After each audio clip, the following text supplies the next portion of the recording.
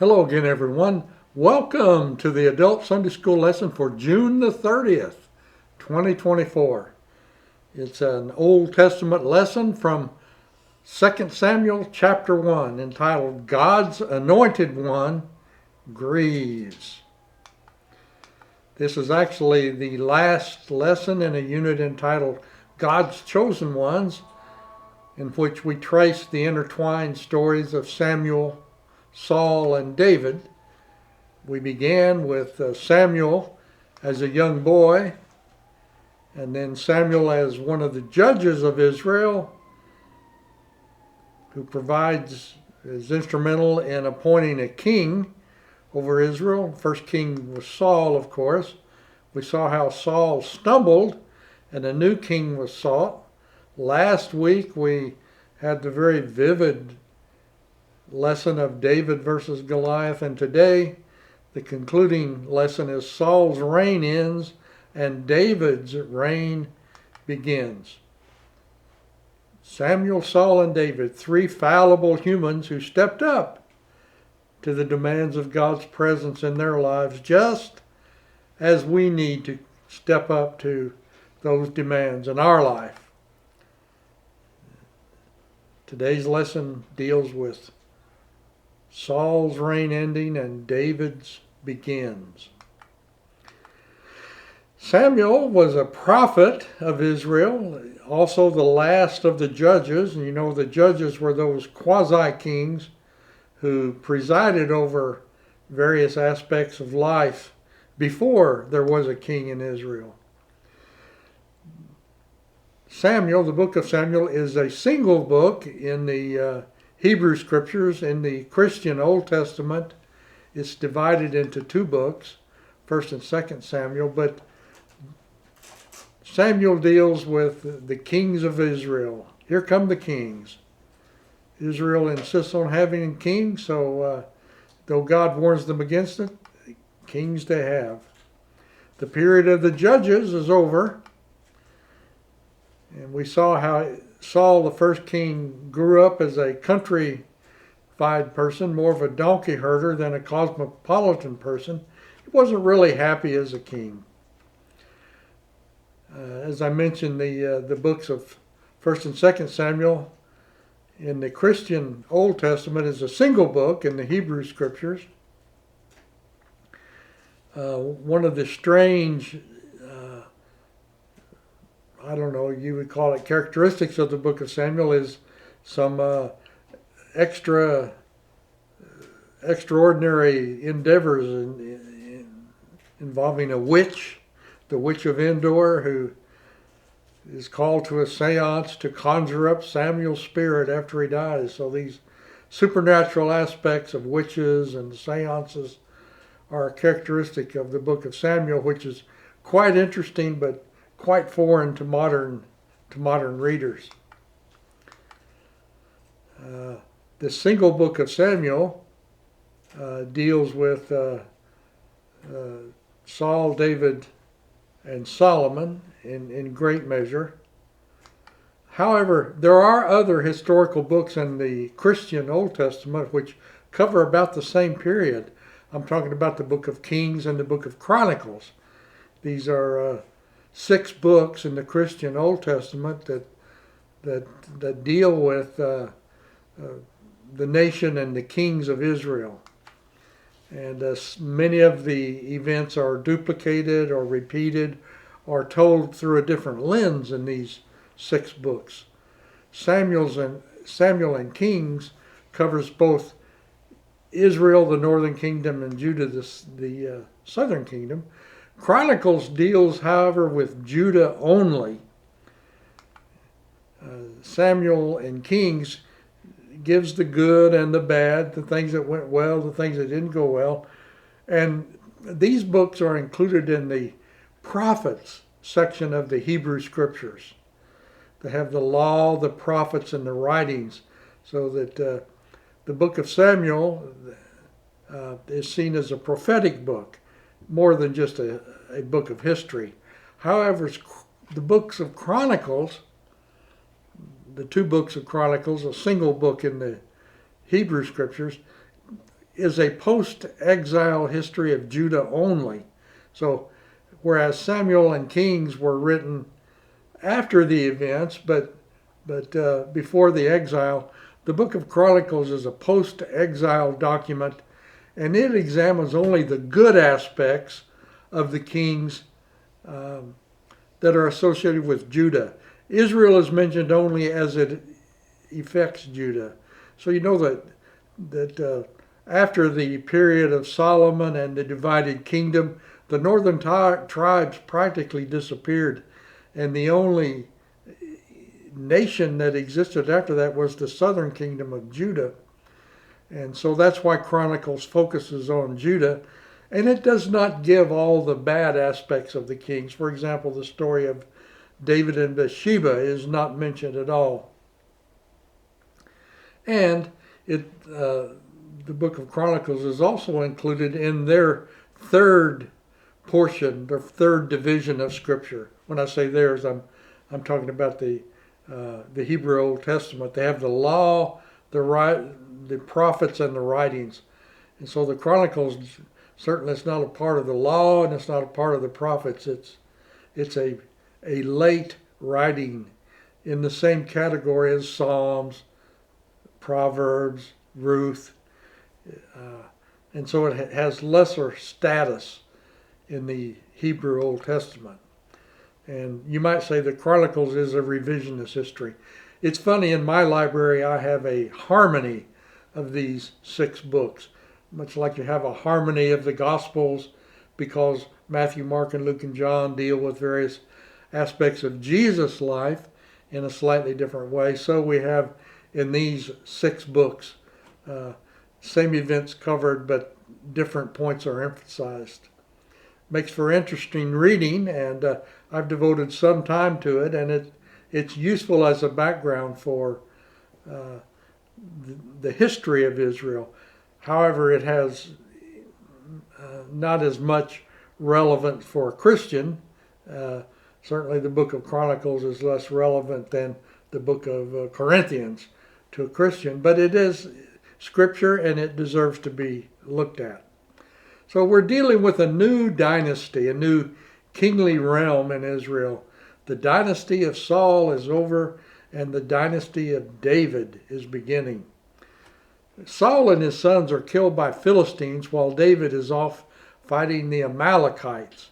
So the history of war there, and when Saul fell out of favor as a king, certainly his sons or others in his family thought that they might have access to the throne, but it didn't work out that way. It's written that God had chosen David out of another family and not of the dynasty of Saul to continue as king.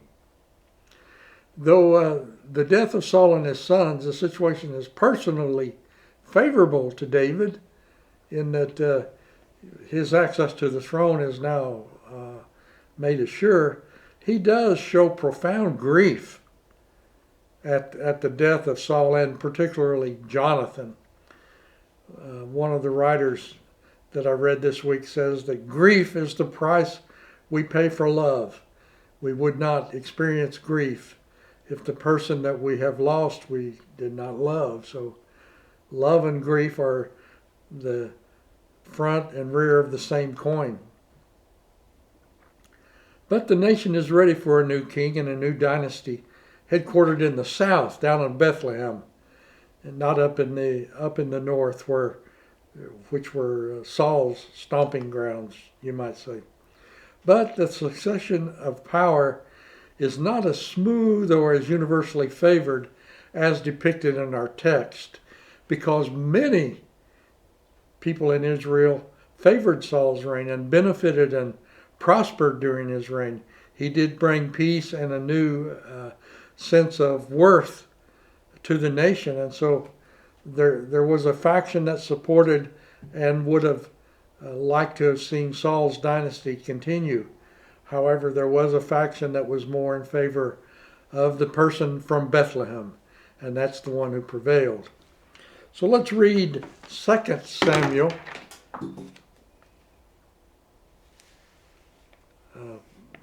1:1, and then all of these verses are from the first chapter of 2 Samuel, which says, "After the death of Saul, when David had returned from defeating the Amalekites, David remained 2 days in Ziklag. Then David took hold of his clothes and tore them, and all the men who were with him did the same. They mourned and wept and fasted until evening for Saul and for his son Jonathan and for the army of the Lord and for the house of Israel, because they had been struck down by the sword." David intoned this lamentation over Saul and his son Jonathan.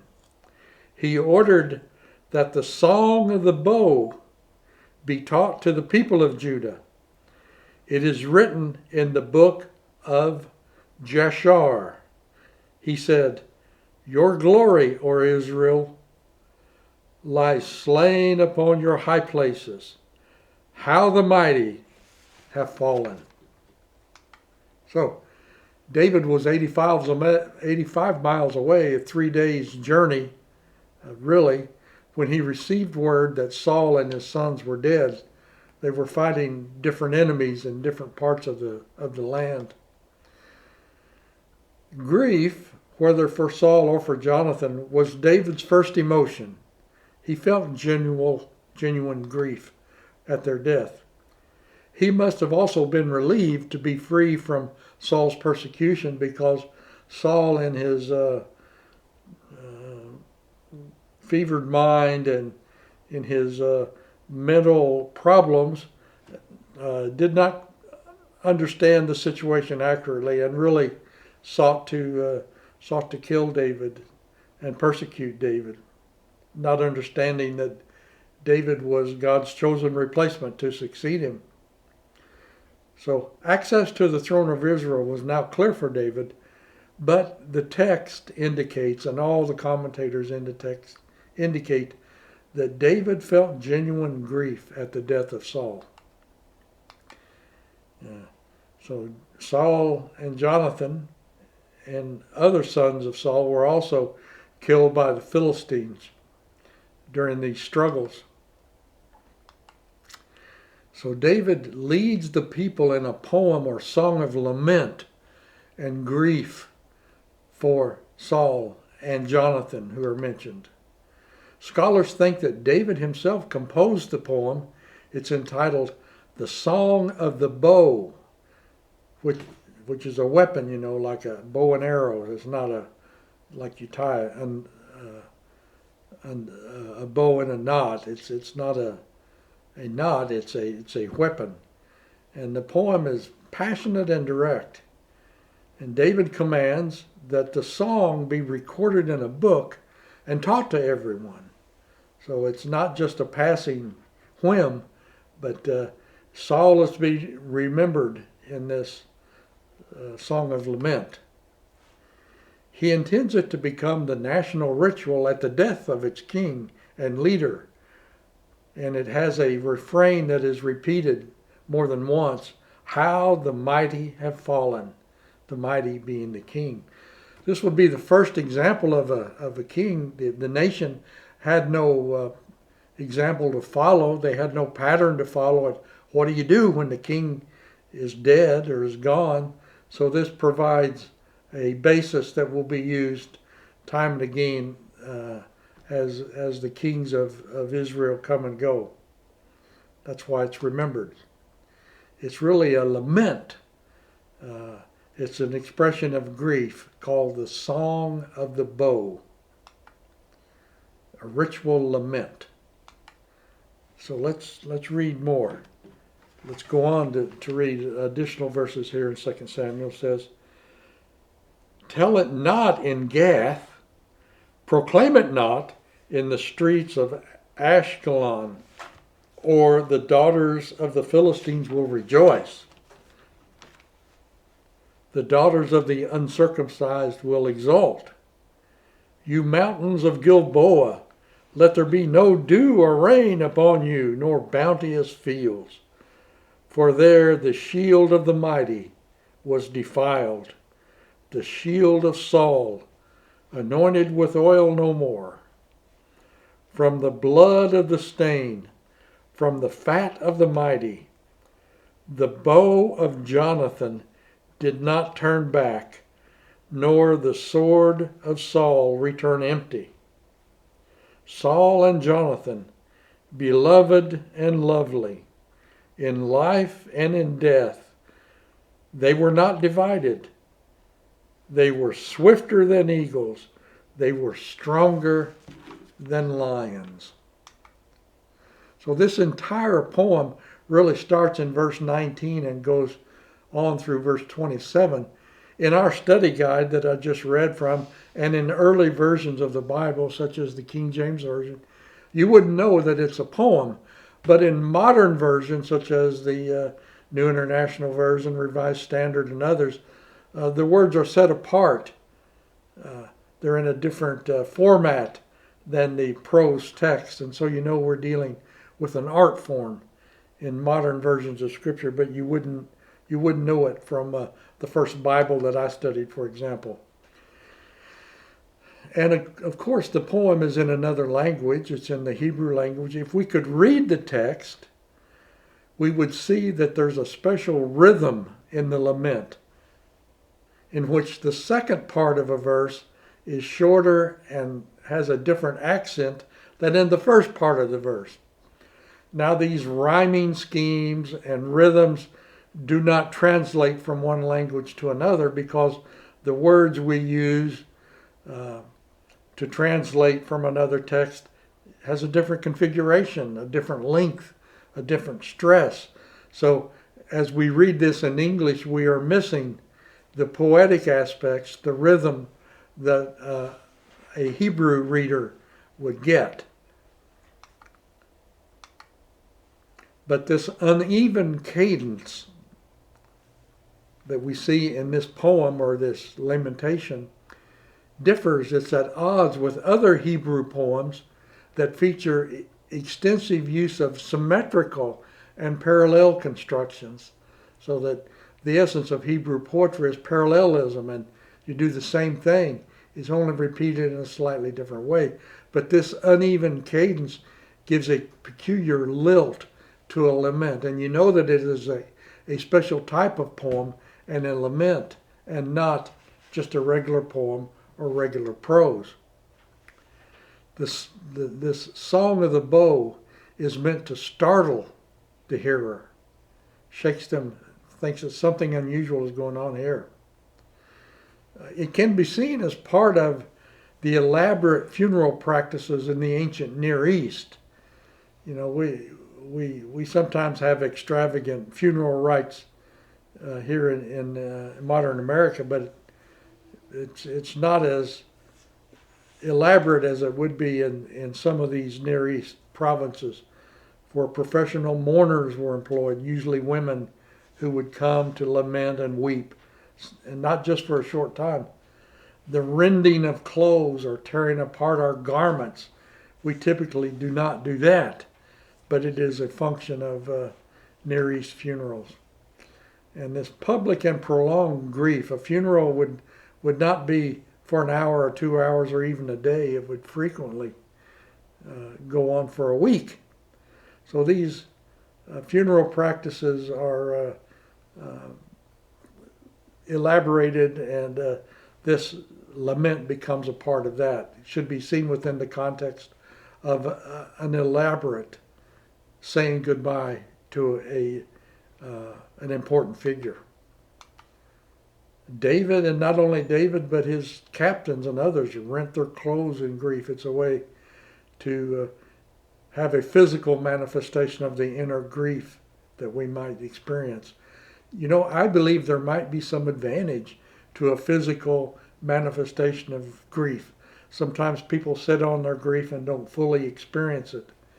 But these elaborate practices in the Near East, funerals, would allow a person to at least come to grips with their grief and deal with it in an open way, which might be healthier than trying to keep it bottled up, keeping a stiff upper lip, not allowing our emotions to be vented. So from the text we see that David does not want news of Saul's death spread to the Philistines, who will rejoice. Of course, they killed Saul and his son, so they would of course already know it, but this may be some poetic license on David's part. Saul dies there on Mount Gilboa. David seems to hold the monument or the mountain personally responsible, so he curses the mountain, doesn't want it to be fruitful or have any dew upon it. The lament says that Jonathan's bow, that's why it's called the Song of the Bow, and Saul's sword were productive in battle. In verse 22, they did not return empty, but they were powerful in battle, but yet they were overcome by superior forces. But it says, David says that Saul and Jonathan were swifter than eagles and stronger than lions. This will be high praise indeed for warriors. So he ordered that the sons of Judah be taught this Song of the Bow, and is written in this book that's mentioned a couple of times, the book of Jasher. I went online to Amazon. You can find the book of Jasher, and if I had time, I would have purchased it and saw what the contents is, because I believe it would include other things besides this ritual poem. But that might be homework for me at a later time. It's mentioned at least one more time in the Old Testament scriptures, but it might be only a curiosity at this point. But it was to be remembered and memorialized and used again as the occasion might warrant. So let's read the concluding scripture.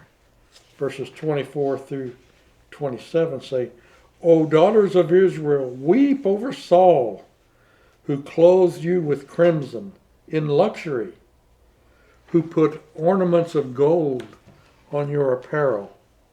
How the mighty have fallen in the midst of battle. Jonathan lies slain upon your high places. I am distressed for you, my brother Jonathan. Greatly beloved were you to me. Your love to me was wonderful, passing the love of women. How the mighty have fallen, and the weapons of war perished. So, it's only in verses 25 and 26, portion of this poem, that the expression moves to first person singular, where David is expressing his own personal loss. Prior to that, it was in third person, or more general application of sorrow. But here David is giving his heartfelt sorrow. He mentions Jonathan before he mentions Saul. Jonathan, his friend, and Saul's son. You would think the most important person in that relationship would be Saul. You would mention Saul first, but in this lamentation, David mentions Jonathan first. Clearly, as our lesson writer indicates, David and Jonathan had an intimate, unique bond. The commentators go into some detail about this. In fact, David refers to Jonathan as his brother. That's one way for David to gain more access to the family. If Jonathan is his brother, then it would be more logical for David to accept Saul's mantle as the new king. Saul had provided prosperity to many and had many supporters and admirers. So though this text, written many years after the fact, indicates that the sailing was clear for David to move in as king, that was not a universally held opinion. Many felt that Saul was a good king and had accomplished worthwhile objectives for the nation. But Saul and Jonathan, the poem unifies in life and in death, and seeks to put David in that same bond by referring to Jonathan as David's own brother. I believe the Song of the Bow lives on in other traditions, such as the legend of Robin Hood. See the bow and arrow there? I mean, I was, as a young boy, reading the adventures of Robin Hood, and there when Robin Hood is on his deathbed, you might remember how he takes an arrow and shoots it out the window and gives instructions that where the arrow lands is where he is to be buried. So there is some charm associated with the bow and the bow of Jonathan and the bow of Long John Silver as not only a weapon but as an object of significance. There may be other examples. I didn't do a Google search of this, but I think the Song of the Bow lives on in other manifestations as well. From the Baptist commentator, he says that the whole tradition of Saul's rejection and decline is caught up in David's elegy at the death of Saul and Jonathan. That's what an elegy is. It's a lament. The beauty and forcefulness of the language in David's lament attests to David's skill as a poet of great stature. You know, we know that he wrote several of the Psalms, and if he wrote this, as some suggest, then it shows that he really did have a skill with language. The commentators say that the unbalanced cadence in this poem creates a haunting echo effect that is well suited for expressions of grief. I think of the second movement of Brahms, the German Requiem, that has a similar unbalanced cadence and echo effect, which seems to be useful for expressions of grief. So what are the issues for us today? Well, grief is an inescapable part of life. If we love anyone, if we have love in our life in any capacity, we're going to experience grief. And that there is a process to express our grief that includes remembering the good aspects of what we have lost. You know, David had reason to cheer the death of Saul because that would lead him to escape his persecution. But in this Song of the Bow, David remembers the prosperity and victories that Saul had brought. Grief is both private and public, and both aspects have their challenges. You know, a public funeral is a good thing. To have shared grief in a public setting helps us deal with the private grief that we're going through. Both are necessary and both are proper. But we need to consider how to challenge or to channel our collective grief into solutions to the problems that yet remain. We can't stay in a grief state all of our life. We must find ways to move on and to meet the challenges that we're facing in life. So we can see that David uses this ritual lamentation as a way to salute what had gone before, the good of what had gone before, but to transition into the challenges that remain for today. So thank you for joining me. Again, don't take me too seriously, but please do take the Scripture seriously. The Scripture is our lifeline to our ancestors in the faith. The study of Scripture is worth our best efforts and a lifetime of study. My views are a layperson's understanding. You may even laugh at some of them, but they reflect how I look at the Scripture. So I invite you to engage firsthand in a Sunday school class so that you can discuss them. Remember our prayer concerns, which are added to daily as we received emails and that we highlight during our worship time. And I hope to see you next week as we begin yet another unit. I can't thank Daryl Elster enough, whose direction and technical production of these sessions make it possible. They wouldn't happen without Daryl's effort. Thank you, Daryl.